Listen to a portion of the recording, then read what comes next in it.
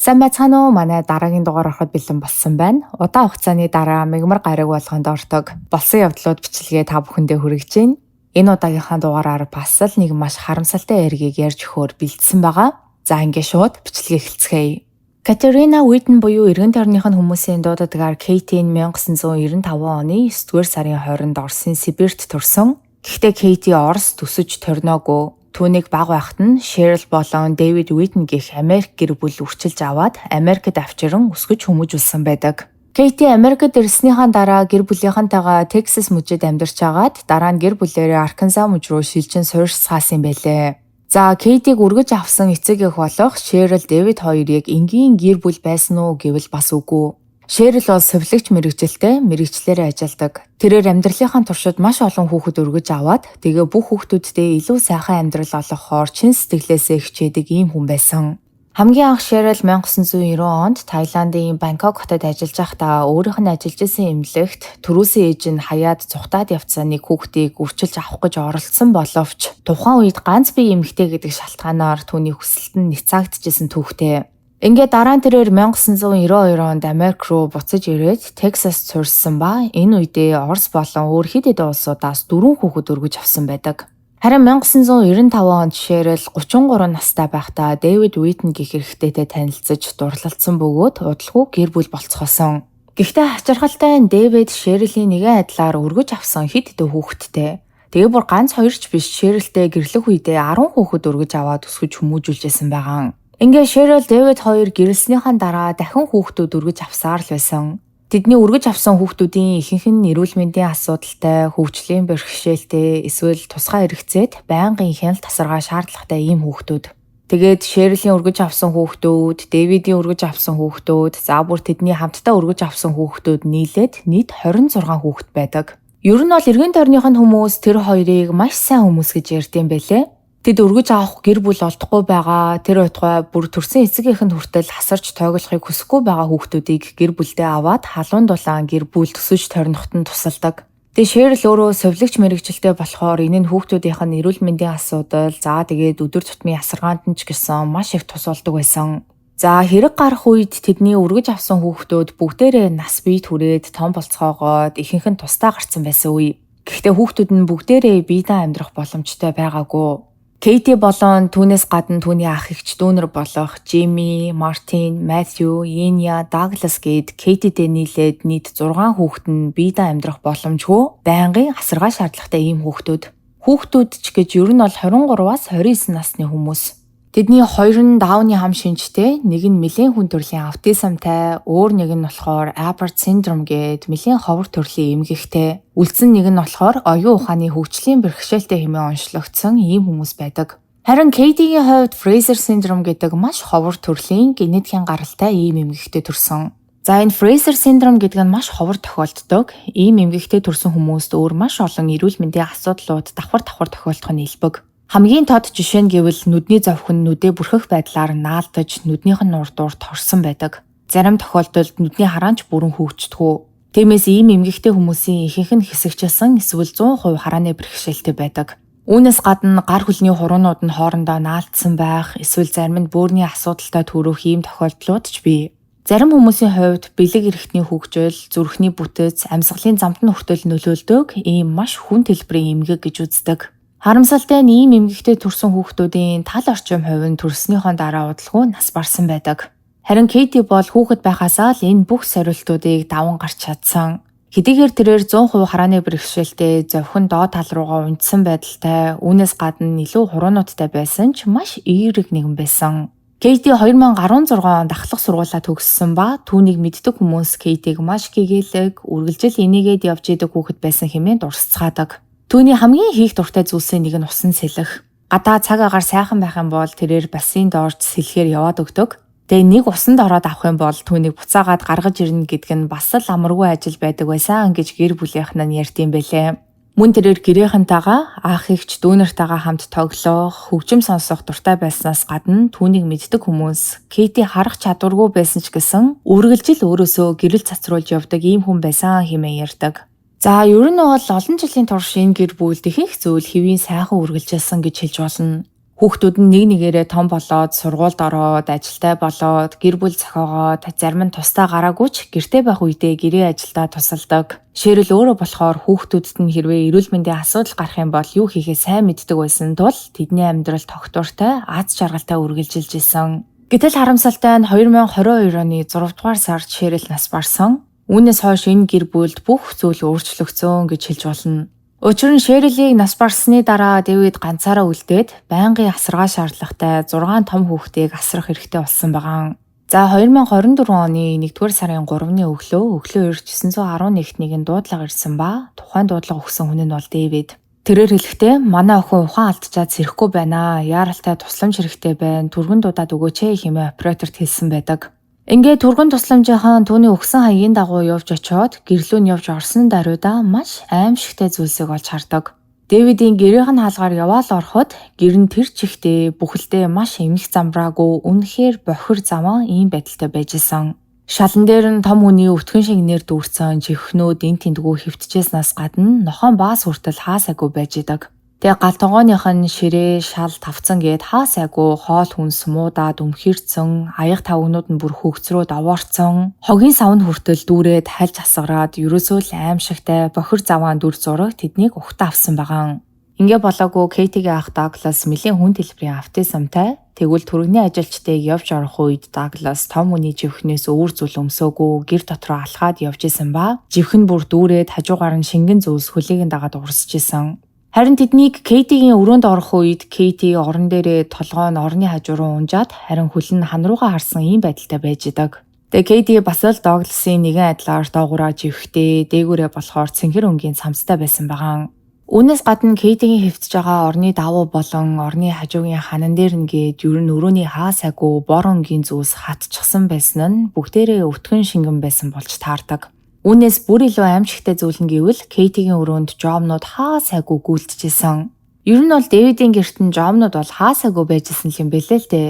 Гэхдээ Кейтигийн өрөө бол яг л жомны үүр шиг харагдчихсан байгаа.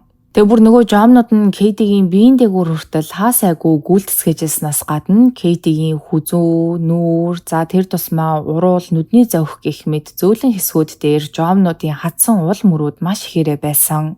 За түргэний эмчнэр Дэвидийн гэрт очисон даруйда Кейтид анхны тусламж үзүүлэхээр оролцсон боловч харамсалтай нь бүх зүйл оройтоод 29 настай Кейти тэднийг очихоос ч өмнө айл хэдийн амьсгал хураасан байсан гэдг нь тогтоогддог. Ингээд мэдээж түргэний ажилтнууд тэр дорн цагдаагийн газарт мэдээлэл өгч мөрдөгчөд хэргийн газар дээр ирсэн. Тэгээ тухайн үед энэ хэрэг дээр ажиллаж байсан мөрдөгчөд хүртэл байшинд дөнгөж явж оронгуудаа бүр цочирдсан хэмээн ярьж илээ. Тэгээ мөрдөгчөд хэргийн газар дээр ирсэн даруйда хамгийн эхлээд 71 настай Дэвидтэй уулзаж түүнээс мэдүүлэг авдаг. Дэвид бол мэдээж Кейти болон тэнд амьдардаг бусад 5 хүний асран хамгаалагч нь. Мөрдөгчөд түүнээс Кейтид яг юу болсон талаар асуухад Дэвид дараах зүйлсийг ярьсан байдаг. Түүний хэлснээр бол Кейти уг нь нэг их эрүүл мэндийн асуудалтай байгаагүй.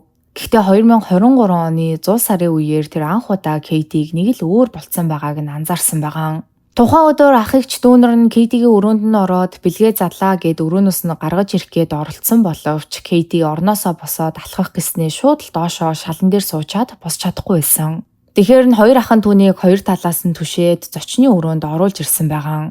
Энэ үед л Дэвид түүнийг хараад айгүй сул дорой байгаа бас маш их турчдсан байгааг нь анзаарсан гэж өөрөө ярьсан байдаг. Гэхдээ Дэвид ямар нэг арга хэмжээ аваагүй. Өмнө нь Кейти ядчил гэр дотроо алхаад гэрийнхэнтэйгээ юм яриад хоол унд идээд явж идэг байсан бол гинтэл ингээд орноосоо босох нь хүртэл багассан. Цаашлаад Дэвидийн хэлснээр урд өмнө нь ийм төстэй зүйл Кейтид тохиолдож исэн. Кейти заримдаа бүр хоол идгээ болоод маш их чин хасдаг. Ийм үеүдд нь болохоор Дэвид түүнд өндөр илчлэгтэй тэжээлийн ундаа өгөөд эхэлдэг. Тэгээ Кейти өдөрт 2000 орчим калори аваад эхлэхээрээ буцаад хэвийн жиндээ ороод эхэлдэг байсан гэж Дэвид ярьдаг.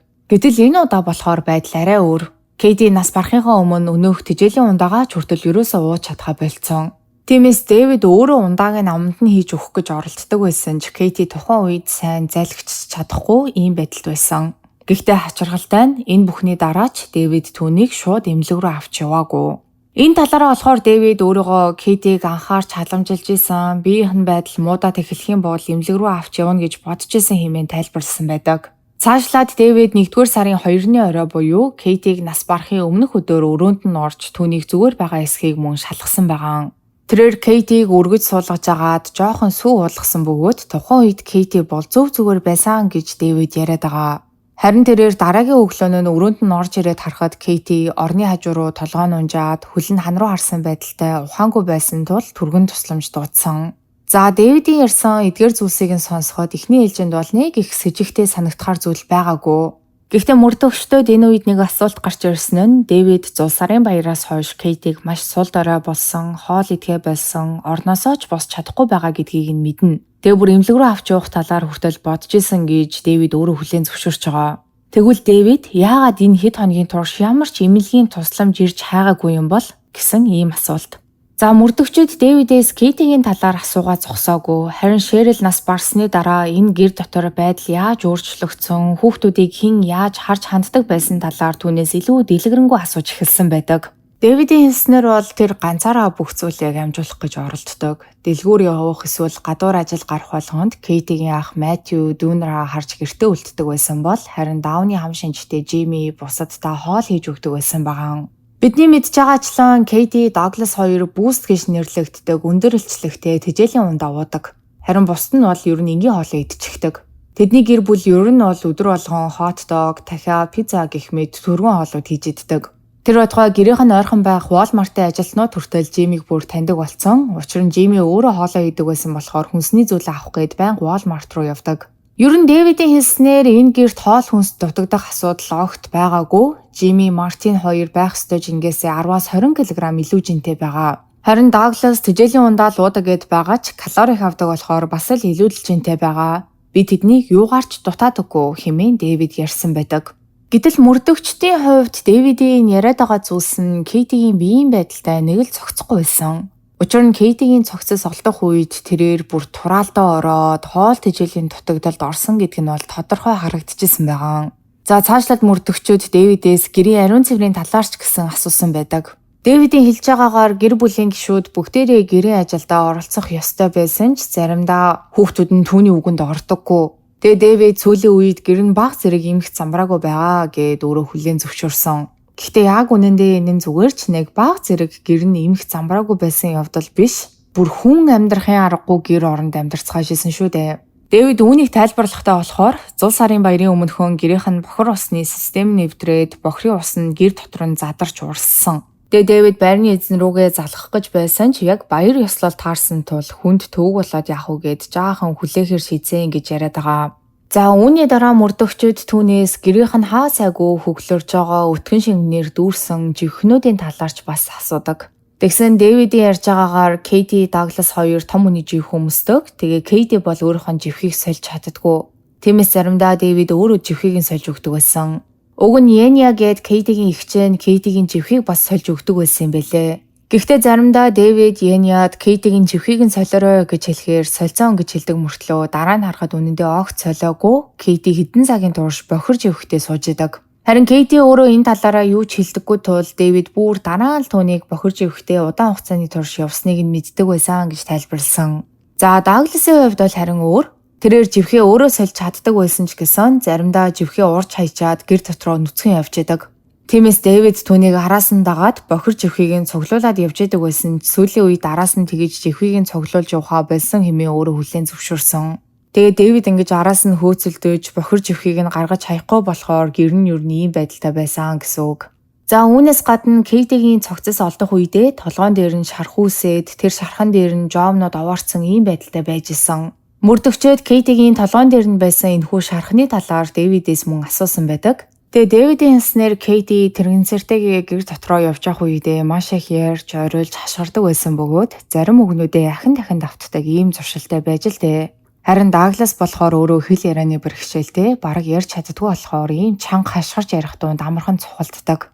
Тэгээ нэг өдөр Кейти тэрэгцэр дээрээ суугаад чанга ираад хашгираад явж байхад нь Даглас түүнийг тэрэгцэр дээрээс нь түлхэж унгаасан бөгөөд энэ үед Кейти газар унахдаа толгоогоо цогцсон. Тэгэхээр толгой дээр нь байсан шархан магадгүй энэ явдалтай холбоотой байх гэж таамаглаж байгаагаа Дэвид ярьсан байгаа.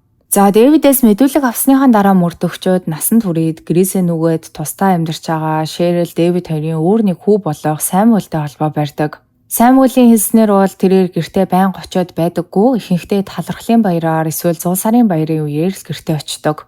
Тэгээ тэрээр гэрийнхнийхээ тухай ярихдаа нэг сонирхолтой зүйлийг хэлсэн. Түүний хэлж байгаагаар гэр нь байнга л замраагүй байдаг. Бүр маш заваан хүн амьдрахын эцхүү болтол нь хинч гэр цэвэрлдэггүй. Харин дараа нь бүгдээрээ нийлээд нэг цэвэрлсэн болдог. Гэхдээ удалгүй буцаал хуучин байдалтай орчихдог. Цаашлаад Сэмюэл Крисмсийн үеэр гэртээ очих үедээ Кейтиг хамгийн сүүлд харсан ба энэ үед Кейти бүр арай дэндүү тураад яг л хүнд өвчин туссан хүн шиг харагдчихсан байгаа. Тиймээс тэрээр аавда Кейтиг сайн ажиглаж харж хандаарай гэж тухайн үедээ хэлсэн ч өөрөө эмнэлэг рүү аваад явъя гэж шахаж чаардаагүй дээ. Одоо маш их харамсаж байгаагаа мөн ярьсан байдаг. Тэгээ бас Сэмюелийн хэлснээр Дэвид бол хүүхдүүдээ эмнэлэг рүү авч явахаас татгалзаж зүхтах хүн огт биш. Харин ч хэрэгтэй гэж үзэх юм бол эмнэлэг рүү шууд аваад явдаг төрлийн хүн. Тэгвэл яг яагаад энэ удаад Дэвид Кейтиг аваад эмнэлэг рүү очиагүй вэ гэдэг асуулт дахиад л гараад ирж байгаа. Цаашлаад мөрдөгчд түүнээс Дэвид хүүхдүүдээ яаж шийдэгдэх байсан талаар асуухад тэрээр хамгийн ихдээ бидний iPad-ыг л хурааж авдаг байсан. Би л ав түүнийг хүүхдүүдээ цохиж зодож байгааг нэг ч удаа харж байгаагүй хэмээн хариулсан байдаг. За үүний дараа мөрдөгчд Жимитэй мөн ярилцсан. Хэдийгээр Жими даавны хам шинжтэй ч ах дүү нараасаа хамгийн сайн ярилцаж өөрийгөө бусдад ойлгуулж чаддаг ганц хүн нь. Жимигээс бусд нь болохоор сайн ярьж чаддгүй учраас асуулт асуух юм бол толгоогоо дохиох эсвэл үгүйсгэж толгоо сэгсрэх гэх мэтээр л хариулдаг. Тэгээ Жимигээс мөрдөгчд гэртээ байх дуртай юу? Дэвид та нарт сайн ханддаггүй гэж асуухад тэрээр хоёуланд нь тийм гэж хариулсан. Мөрдөгчд дараа нь Дэвид чамайг эсвэл бусад хүмүүсийг гэмтээдэг үү гэж асуухад мөн л үгүй гэж хэлдэг. Кейтиг хэн нэгэн гэмтээдэг байсан уу гэж асуухад ч бас үгүй л гэж хариулсан. Түүний хэлснээр гэр доторх хүмүүс бүгдээрээ Кейтэд сайн ханддаг байсан. Гэхдээ өөр нэг асуулт дээр Жими жаахан өөр хариулт өгдөг. Мөрдөгчд түүнээс та нарыг өвдсөн эсвэл гэмтсэн үед Дэвид та нарыг эмнэлэг рүү авч явдаг уу гэж асуухад Жими шууд үгүй гэж хариулсан байдаг. Гэхдээ дараа нь эмчтэр очдог уу гэж асуухад тийм гэж хариулсан. Тэгэхээр Жими яг асуултыг бүрэн ойлгоогүй юу эсвэл эмнэлэг болон эмчийг хоорондоо ондоо зөвлөж бодсон уу гэдг нь тодорхойгүй. Гэхдээ эндээс Жими нэг зүйлийг тодорхой хэлсэн. Түүний хэлснээр Кейти эмнэлэг рүү эсвэл эмч рүү явсан тохиолдол огт байгаагүй. Бас Кейти хоол идэх маш дуртай. Дэвидийн хэлснээс эсэргээрээ Кейти маш их хоол иддэг, дандаа л хоолны тухай ярьж идэг байсан гэж Жими ярьсан байдаг. За Жимигээс гэрийнх нь гадаа мэдүүлэг авч дуусаад мөрдөгчөд буцаад Дэвидийн гэр рүү явж орсон ба тухайн үед Даглас зочны өрөөнд байх буудан дээр хар өнгийн хүнжил өмрөө твтчихсэн байгаа. Тэгээ тэр хүнжлэн дээр нь бас л бахан өтгөн алдаад татцсан байж идэг. Ингээ мөрдөгчөд Дэвидээс энэ талаар асуухад тэрээр би анзаараагүй хүнжил нь хар өнгийнх болохоор хараагүй байх гэсэн ийм утгатай тайлбарыг өгсөн. За ингээд цагдаа нар тэр гэрт байгаа бүх хүмүүстэй ярилцаад мэдүүлэг аваад хэргийн газар дээрч үзлэг хийснийхаа дараа нэгдсэн нэг дүгнэлтэнд хүрцгээсэн бөгөөд Дэвидийг биедээ амьдрах чадваргүй хүмүүсийн аюулгүй байдалд аюул учруулсан гэх шалтгаанаар баривчилсан байдаг. Харин үүнээс хэд хоногийн дараа түүний хэрэг дээр нь болгоомжгүй байдлаасаа болж хүний амь насыг хохироосон гэх зүйл ангийг мөн нэмсэн. За Дэвидийг баривчлагдсны дараа мөрдөгчөд гэрт нь нэгжлэг хийх албан ёсны зөвшөөрөл гаргуулж аваад нэгжлэг хийсэн байдаг. За гэхдээ үүнээс өмнө Кейтигийн цогцос олдсны дараахан мөрдөгчөд гэрчүүдээс мэдүүлэг авах, шүүхийн зөвшөөрөл гаргуулах гэх мэт иймэрхүү зүйлсийг хийж явсаар Дэвидийн гэрт хэд хэдэн удаа ирж очиж исэн боловч арай нэгжлэг хийж амжаагүй байсан үе. Харин энэ хооронд Дэвидийн Texas амьдардаг хүүхдүүд нь болох Катрин болон Далтон хоёр яг юу болсон талаар сонсонгуудаа гэрлүүгээ нисээд ирсэн. Тэгээ ирснийхаа дараа гэрээ жаахан цэвэрлэх гэж оролдсон байгаа. Тиймээс цагдаа нарыг албан ёсны нэгжлэг хийх үед Дэвидийн гэр нь анх байсан байдлаасаа бол жаахан өөр болцсон байсан. Зарим хөгжөрсөн хоол хүнсийг нь хогийн уутанд хийцэн, шалан дээр байсан чихнүүдийг цуглуулж агаад хогийн сав руу хийцэн байсан. За үүнээс гадна шинжээчид Дэвидийн гэрт тэр чихтэй Жомны халдвар тархсан байсныг мөн тогтоосон байдаг. Ер нь бол Жомнууд хөргөгчин дотор нь, сав суулга дотор нь, аяг тавг угаадаг машин дотор нь хүртэл дүүрэн харцалтжсэн. Энэхүү нэгжлийн үеэр илэрсэн өөр нэг чухал зүйлүүдийн нэг нь нөгөө Boost гэд тэжээлийн ундаа. Өмнө нь Дэвид калори өндөртэй Boost гэж ундаа Кейтэд байнга өгдөг байсан гэж хэлсэн шүү дээ. Гэтэл цагдаа нар гэрээг нэгжих үед нэг ширхэгч Boost олдоогүй. Тэр байтугай тэр ундааны хоосон хог дээр хайсан сав боодол гэд юу ч байгаагүй. Тэгэхээр эндээс нэг асуулт гараад ирж байгаа. Хэрвээ Дэвидийн хэлснээр Кейти нас барахынхаа өмнөх өдөр хүртэл энэ тэжээлээ ууж исэн бол энэ замбраагаа алдсан хог шараар дүүрэн гэрт ядаж нэгч болтугай сав нь хаа нэгтээ байж л байх ёстой. Мэдээж нөгөө Texas-аас ирсэн хоёр хүүхэд нь хогнуудаа цуглуулж байхдаа хайцсан байж магадгүй гэж мөрдөгчөд бас бодож үзсэн. Тэгээд тэдний хогнуудаа цуглуулж хийсэн уутнуудыг нь хүртэл шалгаж үзсэн байдаг. Гэхдээ тэндээс ч гэсэн ямар ч бүүсний сав бодол огт олдоогүй. Тэгэхээр мөрдөгчдийн хувьд Дэвид үнэхээр Кейтид буст өгдөг байсан уу гэдэг дээр эргэлзээ үүсэт эхэлж байгаа. Үүнээс гадна мөрдөгчүүд гэр дотор байгаа хоол хүнсийг ч бас шалгаж үзсэн. Тэгээ тэдний дүгнэлтээр бол гэр дотор байсан хоол хүнс нь 7-7 хүнд яавч хүрэхээргүй ийм хэмжээний хоол хүнснүүд байсан гэж үзэж байгаа. За гэхдээ Дэвидийг хүүхдүүдээ санаатаагаар хохироосон гэж шууд хэлж болохгүй. Гэхдээ нэг зүйл бол тодорхой байсан. Дэвид ер нь эхнэрийгээ нас барснаас хойш гэр орноо авч явах чадвараа алдаж эхэлсэн. Түүний асран хамгаалдаг, өөрөөс нь хамааралтай амьдардаг 6-гийн 6 хүн маш муу нөхцөл байдалд амьдарч исэн. Бохир замаа орчинд жом, өтгөн, мууцсан хоол хүнсний дунд өдөр хоногуудыг өнгөрүүлж исэн гэдэг нь тодорхой. Дээрээс нь Дэвид өөрөө Кейтигийн бие маш хүнд нөхцөл байдалд байгааг мэдчихсэн гэдгээ хүлээн зөвшөөрöd байгаа. Гэтэл түүн туслахын тулд ямар нэг бодиттой алхам хийгээгүй. Тэгээ ер нь бол энэ эргийн тал дээр хүмүүсийн бодол яг хоёр талд хуваагддаг. Нэг хэсэг нь бол Дэвидийг зүгээр л хэтэрхий их ачаал ганцаараа үүрээд үүнийхээ хажуугаар Дэвид ер нь залуу хүн бол бас биш. Тийм болохоор бүх зүйлээ ганцаараа хийж чадхаа байсан. Энэ хүнд ямар буруу байх вэ гэж үздэг. Ер нь бол байнгын асаргаа хараа хяналт шаардлагатай нас биед хүрсэн 6 хүнийг ганцаараа хариуцаж бүх юмыг нь хийн гэдэг нь өөрөө маш хүнд ажил гэдэг нь ойлгомжтой. Гэхдээ нөгөө талд болохоор хүмүүс бас арай өөр бодолтой байдаг. Тэдний хувьд Дэвид зүгээр л хүүхдүүдэд огт анхаарахаа болцсон. Гэр нь замбраагаа алдсаар байхад хүртэл юу ч хийгээгүй. Хүүхдүүдийнхаа хэрэгцээ шаардлагыг хангаж өгч чадаагүй. Хамгийн гол нь Кейтигийн бие өдрөөр муудаж байгааг харсаар байж эмнэлгийн тусламжийг аваагүй. Үнэхээр л эдгээр байнгын асаргаа шаардлагатай хүмүүсийг ганцаараа харж хариуцах хэцүү байсан бол улсын байгууллагуудаас туслалцаа аваад ядаж өөр газарч шилжүүлээд арга хэмжээ авч болох байсан боловч зүгээр л жомонд бариулаад өглөө хүлээгээ твтэж байгаа хөөрхөн эмэгтэйг харсаар байж жомны хоол болгоод өөхөг гээ тэр чигт нь хаясан хэмээн үздэг. За шүүхээс Дэвидийг $25,000 барьцаа төлбөр төлөөд шүүх хурлаа хүртэл суллагдаж болно гэсэн дүгнэлт гарсан. Дэвид ч гэсэн барьцаа төлбөрөө төлөөд шүүх хурлаа хүртэл гэртээ байхаар болсон байдаг. Харин Кейтигийн ах эгч дүүнер болох бусад 5 хүнийг эмнэлгийн үзлээ гэмчилгээ хийлгэхээр аваад явсан. Үүний дараа тэднийг тусад нь өөр асрамжийн байгууллагуудад байрлуулсан гэж зарим их сурвалжууд бичсэн байлээ. Гэхдээ яг тодорхой хин хаана байгааг бол дуртаагүй. За Шерил Дэвид хоёр өөр орнуудаас хөгжлийн бэрхшээлтэй олон хүүхдүүдийг өргөж аван олон жил өсгөж хүмүүжүүлсэн хүмүүс. Ийм хүмүүс анханасаа ямар нэг хар буруу санаатаагаар эдгээр хүүхдүүдийг өргөж авсан гэж бол бодоход хэцүү. Тэр байтугай бусад биеэ дагаад тусдаа гарсан хүүхдүүд нь хүртэл Дэвид бол сайн эцэг байсан гэж ярьдаг. Тэгээ эхнэр нь нас барсны дараа бүх зүйлс өөрчлөгдөж эхэлсэн гэдэг нь бол ойлгомжтой. Мэдээж Дэвид маш их ачаалал ганцаараа үржилсэн байх. 70 гаруй наснда байнгын асаргаа халамж шаардлагатай 6 том хүнийг ганцаараа асрна гэдэг бол бүр маш хэцүү зүйл. Гэхдээ шинжээчдийн үзэж байгаагаар шүүхтэр энэ түүнийг хариуцлагаас чөлөөлөх шалтгаан болж чадахгүй. Учир нь ийм байнгын асаргаа халамж шаардлагатай хүүхдүүдийн эцэг эх болгоны хамгийн том айдас нь нэг өдөр өөрсдөө энэ хорвоо дээр байхаа болчихвол хүүхдүүд нь яах вэ гэдэг айдас байдаг. Энэ талаар яг ийм ижилхэн нөхцөл байдалд байдаг эцэг эхчүүд мөн дуу хоолойгоо өргөсөн байлээ. Тэгэхээр ерөнхийдөө бол Шерил болон Дэвид хоёрын энэ талаар урьдчилан төлөвлөх ёстой байсан гэж олон хүн үздэг. Хэрвээ тухайн үед тэд иймэрхүү төлөвлөгөө гаргаж амжаагүй байсан бол Шерилийг нас барах үед ядаж Дэвид бусад байгууллагуудаас тусламж хүсээд хүүхдүүдийнхээ ирээдүг бодоод ирээдүйд аюулгүй байлгахын тулд өөрөө чадахгүй маа гэхэд ядаж өөр байгууллагуудад асрамжинд байлгахаар хүлээлгэж өгөх ёстой байсан гэж маш олон хүмүүс ярьж илээ. Учир нь тэдний амьдарч исэн орчин бол хүн байтугай бараг амтан хадгуус хүртэл амьдрахад хэцүү тийм орчин байсан. Мэдээж хамгийн харамсалтай нь Кейти ийм нөхцөл байдалд амнасаа алдсан явдал. Үнэн дээр Кейтигийн сүүлийн тэр өдөр хоногуд нь яг ямар байдалтай өнгөрснийг төсөөлөхөд хүртэл аимшигтай. Кейти аажмаар хоол тэжээлийн дутагдалд ороод биеийн сулраад хөдөлж чадхаа болоод жомнууд биеийнхэн зөөлхөн хэсгүүдээс хазаад идэж эхэлсэн. За тэгээд одоогоор энэ хэргийн талаар олон нийтэд ил байгаа мэдээллүүд гэвэл ийм байна.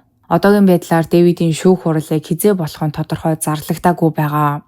Та бүхэн маань бас энэ хэргийн талаар юу гэж бодож байна? Дэвидийг буруутай гэж бодож байна уу? Буруугүй гэж бодож байна уу? Өөрийн хувийн бодлоод орсцоглоос ихтүүлдэж бусадтайгаа мөн хуваалцаарай. За өнөөдрийн манай бичлэг маань энэ төрөө дуусж байна. Миний оруулдаг бичлэг нөө таалагддаг болвол лайка дараарай, сабскрайба дараарай. Хажууд нь байгаа хонхон дээр дарах юм бол намайг шимжлэг хийх болгонд та бүхэнд мэдээлэл очих болно шүү. Дараагийн дугаараар уулзтлаа. Түр баяртай.